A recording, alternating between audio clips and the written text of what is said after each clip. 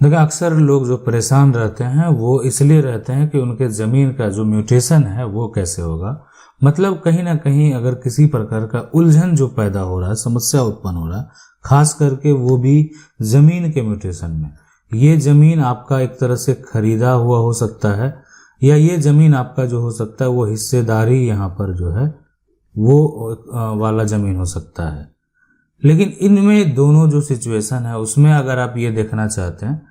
कि आखिर जमीन का म्यूटेशन कैसे होगा, तो हम आपको बता दें। देख रहे हैं ना, ये जमीन की एक बार रजिस्ट्री हो गई, रजिस्ट्री का ये डॉक्यूमेंट मिल गया,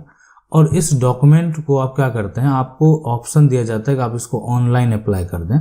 ऑनलाइन अप्लाई कहने का मतलब है कि अभी वर्तमान में इस जमीन का जो है वो टैक्स जो है वो कौन पे कर रहा था, वो पे कर रहा था विक्रेता। अब जो है यानी अब एक दस्तावेज में, एक सरकार के रिकॉर्ड में जो है इसको खरीदने वाला जो नया यहाँ पर जो है खरीदार है ना, तो उसके नाम से ये अब क्या होगा, ये टैक्स इसका जाना चाहिए। तो इसलिए कि अब उसकी रजिस्ट्री हो चुकी है, तो अब क्या करेगा ये नया खरीदार, क्या करेगा, ऑनलाइन अप्लाई करेगा अपनी रजिस्ट्री वाले डॉक्यूमेंट को। अब ये ऑनलाइन अप्लाई जो है, यानी जो अगर बात करें जो सर्कल ऑफिसर हैं या जो आप कह सकते हैं जो रेवेन्यू ऑफिसर हैं आपके क्षेत्र के, वो क्या करेंगे, इस बात को वेरीफाई करेंगे। वेरीफाई कैसे करेंगे, वेरीफाई अपने उनको जो इन्फॉर्मेशन एक तरह से भेजा गया है उससे वो वेरीफाई करेंगे कि क्या जो इस पे ज़मीन की बिक्री की गई है, इस ज़मीन को जो बेचा गया है उसका कोई भी संबंध जो है विक्रेता से है या नहीं है। लगा कि नहीं, विक्रेता जो है ये वहाँ पर दर्शा रहा है कि इस ज़मीन का जो विक्रेता है वो एक तरह से वो ज़मीन का जो मालिक है या जिनके नाम से ज़मीन दर्ज है, जिनके नाम से टैक्स जाता है, उनका बेटा है। बात को समझने का प्रयास करें। यानी जब सर्कल ऑफिसर जो या जो भी ऑफिसर हैं जो कि आपके एक तरह से म्यूटेशन के लिए जो है आगे प्रोसेस करते हैं, उनके द्वारा जो वेरीफाई किया गया, तहसीलदार हो, पटवारी हो, कर्मचारी हो, तो ये जब आपकी जो यहाँ पर जो केवाला है, आपका जो बैनामा है, उसको जब एक तरह से देखा गया, वेरीफाई किया गया, तो देखा कि नहीं ये तो विक्रेता जो उनका बेटा है, और बेटा है तो अब तो नोटिस भेज देना चाहिए ताकि एक रिपोर्ट दे कि जो है जमीन जो बेचा है वो तो उसके नाम से है ही नहीं, उसके पिता के नाम से है। तो उस कंडीशन में अब क्या है कि पहले तो स्पष्ट कर लें कि वो बेटा है या नहीं है,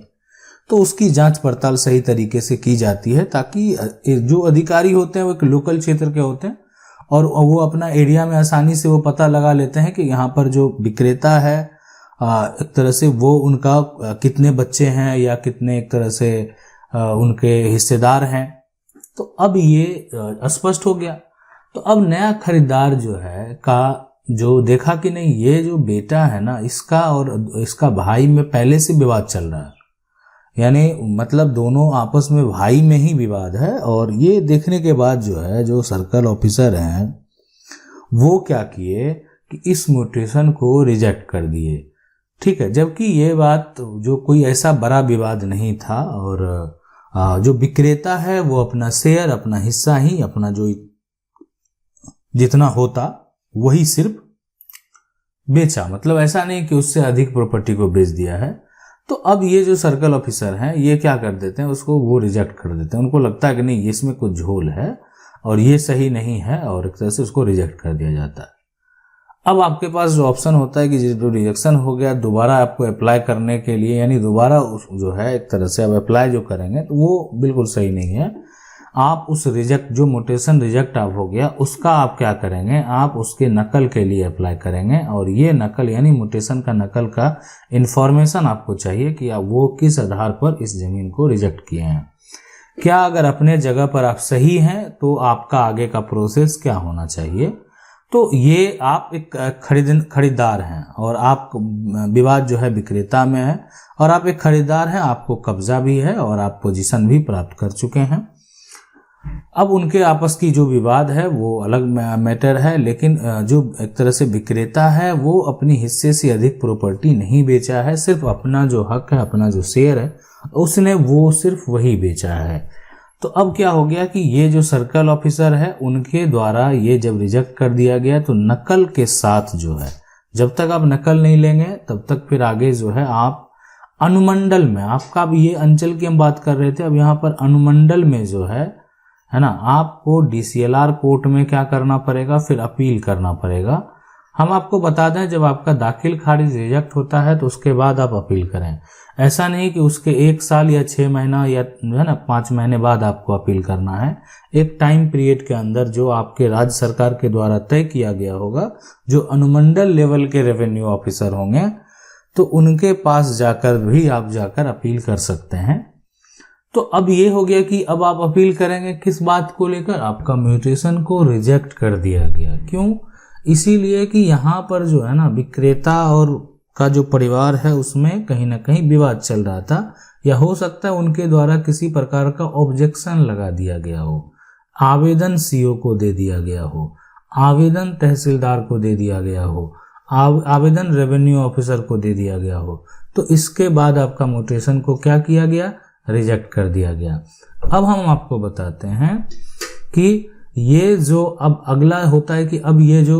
DCLR कोर्ट है, यहाँ से अब दोनों पक्ष को, जो विक्रेता है, ठीक है, और जो क्रेता है, दोनों को नोटिस भेजा जाएगा। विक्रेता जो है और क्रेता को नोटिस भेजने के बाद जो है एक तरह से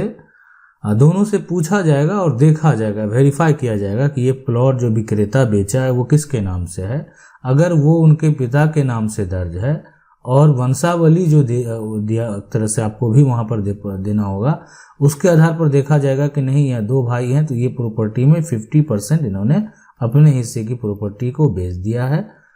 अब 50% अगर प्रॉपर्टी उन्होंने बेच दिया है तो बाकी शेष 50% जो है वो भाई के लिए छोड़ा गया है, ठीक है। तो इसमें जो अगर ऑब्जेक्शन भाई के द्वारा लगाया जा रहा है तो बहुत लोग क्या करते हैं कि जब DCLR में अपील करते हैं तो वो उनके भाई को भी नोटिस करवा देते हैं, ताकि वो भी आके स्पष्ट समस्या आखिर क्या है, क्या बेचा गया उससे वो संतुष्ट नहीं है, जो भी समस्या है वो उनको बताएंगे।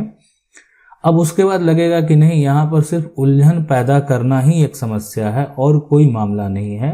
जमीन आधे हिस्से को छोड़कर जो है बेचा गया है, तो हो सकता है कि DCLR कोर्ट के द्वारा आदेश दे दिया जाए और आपका जो है एक तरह से म्यूटेशन क्या करने के लिए, या म्यूटेशन जो आपका रिजेक्ट कर दिया गया उस पर आदेश दे दिया जाए कि ये म्यूटेशन जो है किया जाए। तो ये प्रक्रिया होता है। इसके बाद का भी प्रक्रिया होता है कि चलें कोई मान लेते हैं कि म्यूटेशन ये सारा कुछ हो गया, ठीक है, सारा कुछ लोग करवा लिए हैं। अब जो है फिर विक्रेता का भाई जो उसको लगा कि नहीं तो गलत म्यूटेशन करा लिया, उसको रद्द करवाना चाहता है, नहीं ये गलत हो गया, यानी ये नहीं होना चाहिए था, यानी जो म्यूटेशन कराया गया वो बिल्कुल सही नहीं है और वो जायज म्यूटेशन है ही नहीं। तो उस केस में क्या होगा, मान लेते हैं अब कोई जायज है ही नहीं, तो उस केस में कुछ ना कुछ तो नया सोल्यूशन निकलने की जरूरत है। तो अब वो सारा मामला जो है वो जब जाएगा ADM कोर्ट में, ठीक है, जिला कलेक्टर के पास कह सकते हैं, ठीक है, एडिशनल मान लेते हैं डिस्ट्रिक्ट मजिस्ट्रेट हैं, तो जो जिला कलेक्टर हैं उनके पास जो है वो जाएगा, जहां जो रेवेन्यू एक तरह से लेवल के मजिस्ट्रेट हैं, है ना, रेवेन्यू ऑफिसर हैं और डिस्ट्रिक्ट मजिस्ट्रेट हैं, तो वो उनको रेवेन्यू पूरा एक डिपार्टमेंट मिला हुआ है। तो उस केस में क्या होगा कि उस केस में भी जो यहाँ पर ADM कोर्ट है वहां पर ये एक तरह से अपील किया जाएगा, और अपील करने के बाद जो है आप सभी पार्टी को नोटिस भी भेजा जाएगा। तो ये जो है एक सबसे बड़ा विकल्प है। अब इस विकल्प को भी आप चूज कर सकते हैं, और मेन होता है कि ये अब कैंसिल कराने की जरूरत है, या आपका DCLR कोर्ट से भी आप असफल रहे तो फिर आप जो है